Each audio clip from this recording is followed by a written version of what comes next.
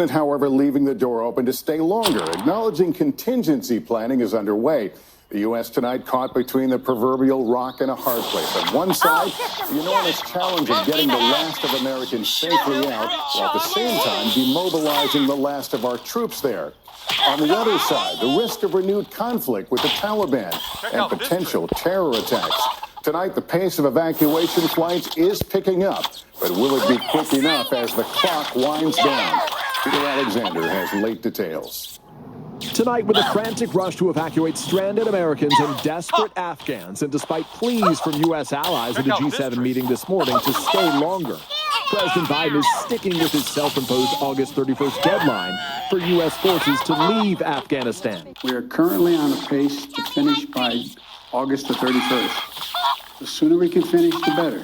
It follows a secret meeting Monday in Afghanistan between CIA Director William Burns and a top Taliban leader who previously spent 8 years in prison after being arrested by the CIA.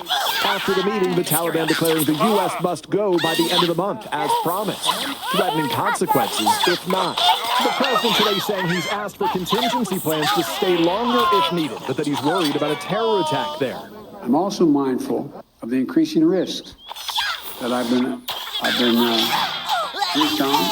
Every day we're on the ground is another day we know that ISIS-K is seeking to target the airport.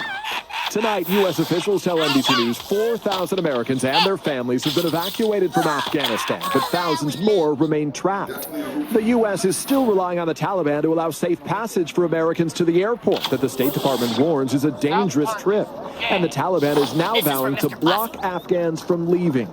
The White House says evacuations have accelerated 12,000 people in the last 12 hours. But a top Democrat argues it's very unlikely the U.S. will be able to get all Americans and Afghan allies out in 7. You can't handle this much raw sexuality. Good morning, I'm Jill Fryer. And I'm Savannah Fellers. Right now on Morning News Now. Standing firm, President Biden sticking to the end of the month deadline to withdraw from Afghanistan, despite pleas from G7 leaders to allow for more time. The sooner we can finish, the better. Each day of operations brings added risk to our troops. The increased efforts now to get thousands of Americans and allies out and away from Taliban rule. Getting a boost. 2 breaking stories this morning in the fight against COVID-19. First, Johnson & Johnson announcing new data supporting a second dose of its single-shot vaccine. Plus, details about a classified report that the Washington Post says was received by the president and what it reportedly found about the origins of COVID-19.